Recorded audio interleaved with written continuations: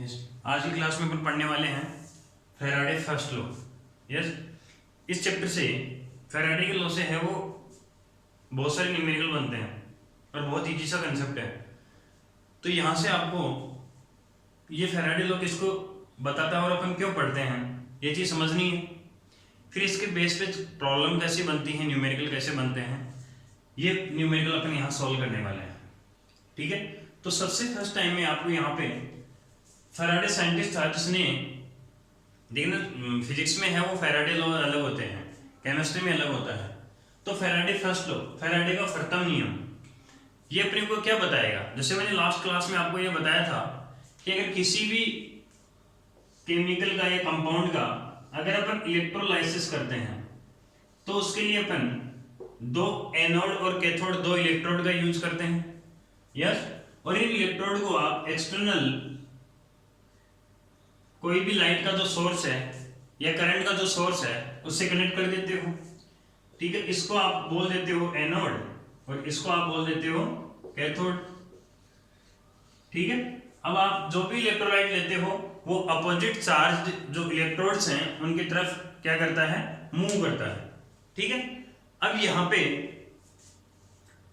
जो फैराडे का जो लॉ है वो यहाँ पे क्या बताएगा कि एनोड और कैथोड पर जैसे ही आप ऑक्सीडेशन और रिडक्शन रिएक्शन करवाते हो, जैसे मैंने बताया था लास्ट वीडियो में कि जो एनोड है उस पर ऑक्सीडेशन होता है और जो कैथोड है उस पर क्या होगा, रिडक्शन होगा। ठीक है, अब लास्ट क्लास में मैंने जो बताया उसको आपको ध्यान में रखना है कि एनोड और कैथोड पर एनीवन किसी भी इलेक्ट्रोड पर अगर कोई भी डिपॉजिटेड मास होता है, जैसे सपोज दैट कि यहाँ पे मैंने बोल दिया कि कोई भी मेटल है, जैसे सपोज सोडियम मेटल है। यस, अब वो सोडियम मेटल कैथोड पे क्या हो रही है, लिबरेट हो रही है, मतलब कैथोड पर रिडक्शन हो रहा है। तो मैं ऐसे बोल सकता हूँ कि Na+ है वो इलेक्ट्रॉन लेके किस में चला जाएगा, Na में।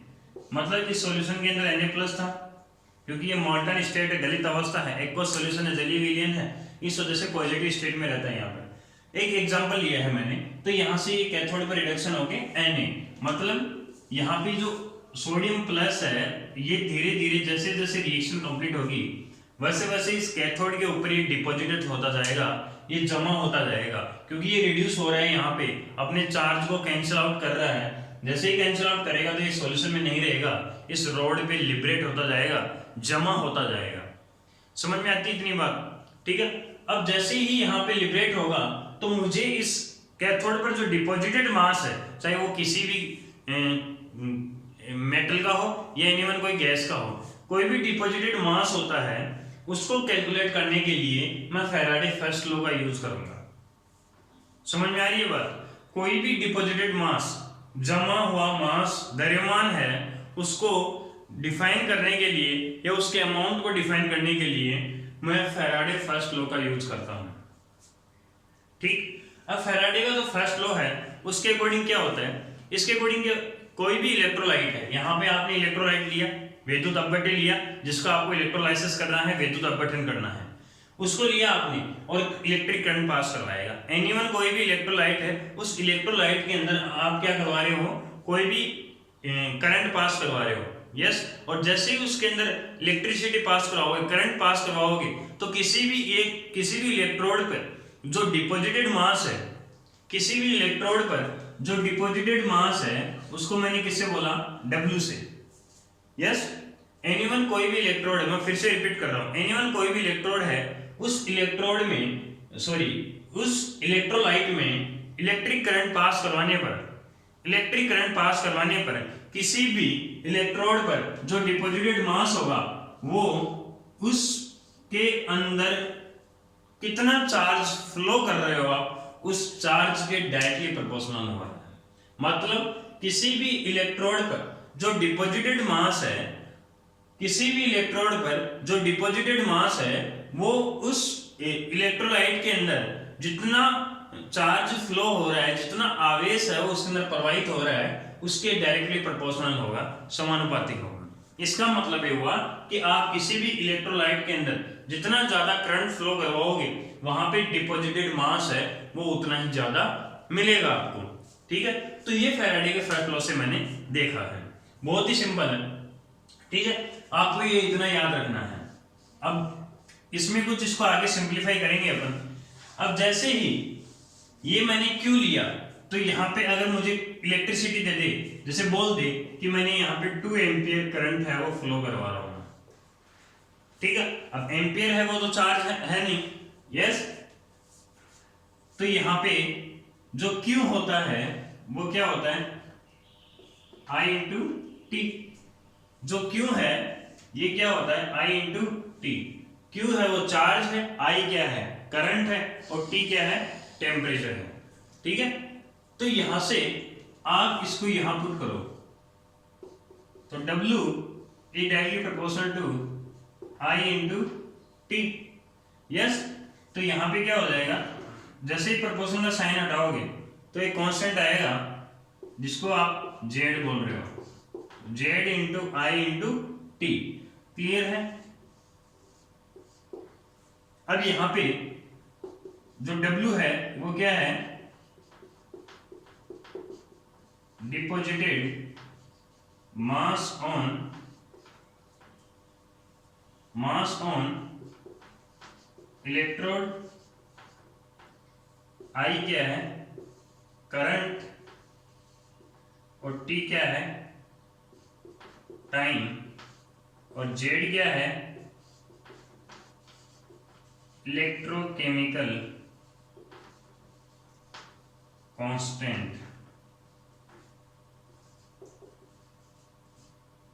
वैद्युत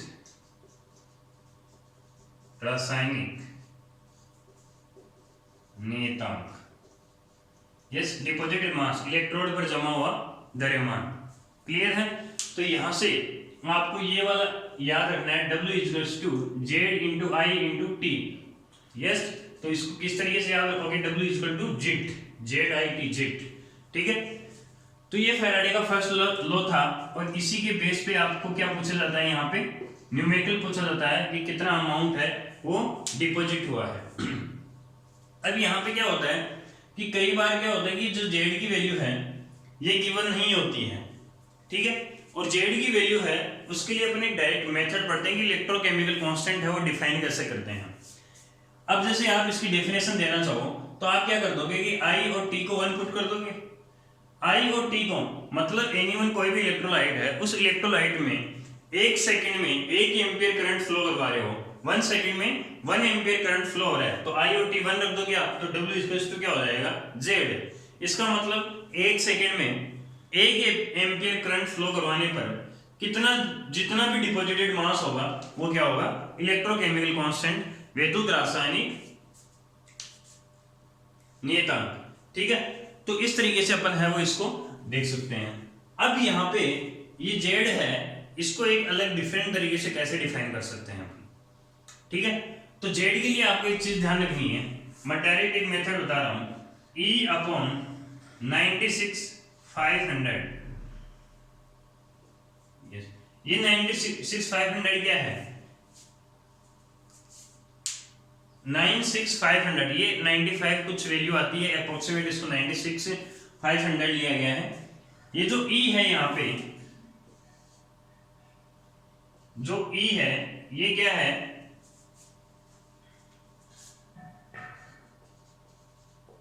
इक्विवेलेंट मास,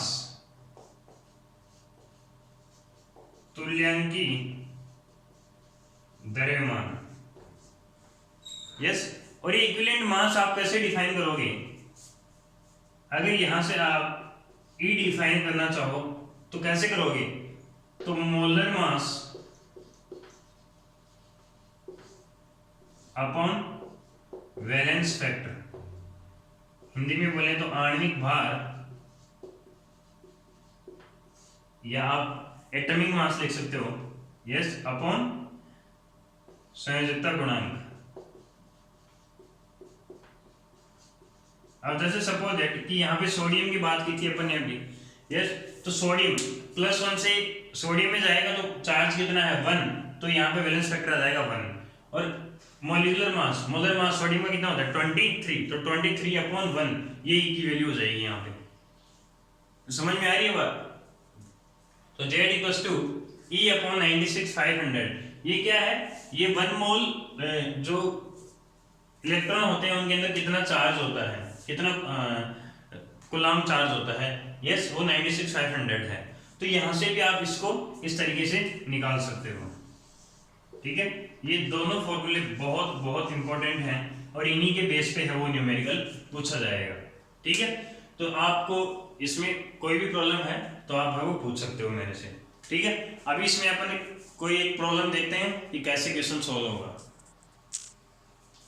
यस, ये एक प्रॉब्लम है, इसको अपन देखते हैं। What current in ampere will be required to liberate 10 gram of chlorine from sodium chloride solution in 1 hour? 1 घंटे में आपको सोडियम क्लोराइड के विलयन से सॉल्यूशन से क्लोरीन है वो लिबरेट हुआ है। कितना लिबरेट हुआ है? 10 ग्राम क्लोरीन लिबरेट हुआ है। तो 10 ग्राम क्लोरीन को 1 घंटे तक लिबरेट होने में कितना करंट फ्लो करवाना पड़ेगा, या फिर मैं ऐसे बोल सकता हूँ कि करंट की कितनी वैल्यू होगी कि जो क्लोरीन है वो 1 घंटे में 10 ग्राम है वो क्या होता है, डिपॉजिट होता है, जमा होता है, ठीक।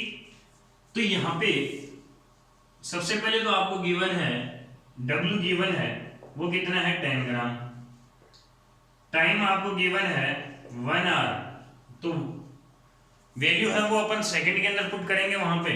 तो इसको आप क्या लिखोगे 1, आर को लिखोगे 60 मिनट, भाई 1 आवर में कितने मिनट होते हैं 60। अब इसको भी सेकंड में कन्वर्ट करना है, तो इस मिनट को सेकंड में कन्वर्ट करोगे तो वापस से 60 आ जाएगा। तो टाइम कितना हो गया 3600 सेकंड, ठीक। आपको करंट डिफाइन करना है। देखना लास्ट वाले में मैंने फॉर्मूला बताया था W इक्वल्स टू, आपको जिट से याद रखना है ZIT। तो W इक्वल्स टू Z की जगह आपने क्या लिखा E upon 96,500 into I into T। Yes, ये फॉर्मूला बना लिया अपन ने, ठीक है। अब यहाँ पे कौन डिपॉजिट हो रहा है, क्लोरीन डिपॉजिट हो रहा है। तो क्लोरीन का आपको इक्विवेलेंट मास चाहिए, यस। तो यहाँ पे क्लोरीन है, तो देखना मास ऑफ क्लोरीन, क्लोरीन का मास कितना होता है, मोलर मास 35.5 होता है, और क्लोरीन में चार्ज कितना होता है, तो E की वैल्यू क्या हो जाएगी, मास अपॉन वैलेंस फैक्टर या चार्ज, ये कितना हो गया 1, ठीक है। तो W इक्वल्स टू क्या हो जाएगा 35.5, ये E की जगह वैल्यू पुट कर दी, अपॉन 96,500 इंटू I आपको निकालना है, T कितना है 3600 और W आपको गिवन है 10 ग्राम। तो यहाँ से आप I है वो डिफाइन करोगे, तो I कैसे निकालोगे, ये मल्टीप्लाई में चला जाएगा इधर, 10 इंटू 96,500 अपॉन 35.5 इंटू 3600, यहाँ से आप I है वो डिफाइन कर सकते हो। बहुत ही सिंपल है, यस। अब अपन एक नेक्स्ट प्रॉब्लम करते हैं और यस, अब देखना ये प्रॉब्लम बहुत ही शानदार है और ऐसे ही प्रॉब्लम है वो पूछे जाते हैं, बहुत ही शानदार है। सबसे पहले गिवन क्या है आपको ये देखना है, क्वेश्चन को बता देता हूँ आपको क्या है। ये कुछ हिंदी मीडियम के स्टूडेंट भी है वो वीडियो को है वो देखते हैं। एक current of 2.68 ampere is passed for 1 hour through an aqueous solution of copper sulfate using copper electrode. Calculate the change in mass of cathode and that of the anode. मतलब एक कॉपर सल्फेट का जलीय विलयन है, तो वहां पे copper पे जो डिपॉजिटेड मास जमा, जो कॉपर का जो जमा मास है, द्रव्यमान है, वो आपको निकालना है। कैथोड और एनोड पे उसका कितना परिवर्तन हो रहा है। तो एक चीज मैं बोल सकता हूँ कि कैथोड पे जमा हो रहा है तो एनोड से कम हो रहा होगा, भाई एनोड से एक इलेक्ट्रोड पे कम होगा और एक पे बढ़ेगा, यस। तो यहाँ पे इसमें 2.68 धारा है वो प्रोवाइड की जा रही है, कितने टाइम तक 1 आवर तक, ठीक है। तो टाइम दिया हुआ है 1 आवर, मतलब इसको सेकंड में कन्वर्ट किया तो 3600, आई दिया हुआ है आपको 2.68 और कुछ भी नहीं दिया हुआ, यस। आपको निकालना है W, अब कॉपर है, तो कॉपर है वो कैथोड पे रिडक्शन होता है, तो कॉपर +2 से किस में जाएगा, कॉपर में जाएगा। अब कुछ बच्चों को ये पता नहीं होता है, देखना कॉपर पे जो चार्ज होता है वो +2 होता है, यस। तो कैथोड पर क्या होता है, रिडक्शन होता है, अपचयन होता है, तो चार्ज को क्या करेगा, वो कम करेगा। अब कम करेगा तो +2 से कहाँ आएगा, सीधा 0 में आएगा।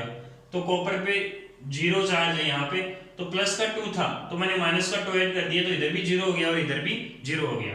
क्लियर है? इसका मतलब यहाँ पे जैसे ही कॉपर डिपॉजिट हो रहा है तो n कितना आ रहा है, या आप इसको वैलेंस फैक्टर बोल सकते हो, ये कितना आ रहा है, 2 आ रहा है। तो इक्विवेलेंट मास E निकालना है आपको, तो क्या होगा, कॉपर का मास आपको गिवन है 63.5 अपॉन n की वैल्यू या वैलेंस फैक्टर की वैल्यू कितनी है, 2 है। बस ये ध्यान रखना होता है आपको अलग अलग एग्जाम, जैसे सपोज दैट एल्यूमिनियम आ जाता तो एल्यूमिनियम पे क्या होता है 3, यस, तो अपन में क्या आ जाएगा 3 आ जाएगा।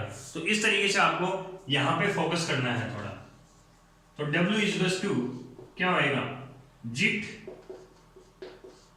तो W equals to E upon 96,500 into I और इंटू T। तो W इक्वल्स टू E क्या है 63.5 डिवाइड बाई 2 अपॉन 96,500। करंट कितना है 2.68, T कितना है 3600। तो यहां से आप W निकालोगे तो कोई भी वैल्यू आ जाएगी, ठीक है, जैसे कोई भी वैल्यू आ गई वो ग्राम में आएगी, ठीक। अब यहाँ पे ये बोला है the change in mass of cathode, तो कैथोड पे डिपॉजिटेड मास ये वाला आ गया, and that of the anode, anode पर भी यही होगा आंसर, बट एनोड से ये डिक्रीज हो रहा है और कैथोड पे क्या हो रहा है, इंक्रीज हो रहा है। क्यों? क्योंकि एनोड पे कौन सी रिएक्शन हो रही होगी, इसके अपोजिट ऑक्सीडेशन वाली रिएक्शन होगी। क्लियर है? ये वाली रिएक्शन होगी। तो यहाँ पे कॉपर किस में कन्वर्ट हो रहा है, कॉपर 2+ में, मतलब चार्ज है तो वो आयन कहाँ होगा, एक्वस सॉल्यूशन में होगा। यस, अगर किसी भी आयन के ऊपर चार्ज नहीं है या किसी भी एटम के ऊपर चार्ज नहीं है तो वो कहीं ना कहीं लिबरेट होगा, कहीं ना कहीं डिपॉजिटेड होगा। बट अगर चार्ज आ गया तो वो अपनी सॉल्यूशन में क्या करेगा, मूवमेंट करता रहता है। तो ये तो क्या है, ये सॉल्यूशन में पड़ा रहेगा। यस, और ये यहाँ से जो कॉपर मिल रहा है ये डिपॉजिटेड हो रहा है, इस वाले एनोड से तो डिजोल्व होता जा रहा है सॉल्यूशन में, और उस सॉल्यूशन से फिर कहाँ, कैथोड पे डिपॉजिट हो रहा है। समझ में आई बात? तो ये यहाँ पे मैंने इस फैराडे के फर्स्ट लॉ पे आपको 2 प्रॉब्लम करवाई हैं और दोनों अच्छी प्रॉब्लम है, ठीक है। तो ऐसे ही आपको सारे बच्चे इस क्वेश्चन को सोल्व कर देंगे, बट ज्यादातर बच्चे जहाँ पे इक्विवेलेंट मास निकालने की बात आती है वहां पे मिस्टेक कर जाते हैं, वो डायरेक्ट E की जगह 63.5 पुट करके निकल जाते हैं और हंसते हुए आते हैं कि हाँ मेरा पेपर शानदार हुआ है, बट उनको ये नहीं पता कि आपने माइनर मिस्टेक की है। यस, और ऐसी मिस्टेक जेई और नीट में बहुत ज्यादा होती हैं, बोर्ड में भी स्टूडेंट्स के साथ में ऐसी मिस्टेक होती हैं। यस, आपको पूरा कंसेप्ट आता है, फैराडे का फर्स्ट लॉ आप पढ़ के गए हो, अच्छे से आता है आपको, बट एक छोटी सी मिस्टेक की वजह से पूरा क्वेश्चन गलत हो जाएगा। तो यहाँ पे ये स्मॉल जो मिस्टेक्स हैं इनको आपको दूर करना है, तो आपको एक स्टेप टू स्टेप चलना पड़ेगा स्टार्टिंग में, ठीक है। तो इतने ही प्रॉब्लम करवाऊंगा, बाकी जो प्रॉब्लम है वो नीट एम्स और जेई की जो प्रीवियस पेपर हैं उनमें आपको मिल जाएंगी, जो मेरी चैप्टर खत्म होने के बाद में मैं वीडियो डालूंगा उसका। यस, तो यहाँ आज की क्लास में अपन यहीं तक पढ़ने वाले हैं, इसके बाद में नेक्स्ट क्लास में फैराडे का सेकंड लॉ है वो अपन स्टार्ट करेंगे, ठीक है। तो आज के लिए इतना ही।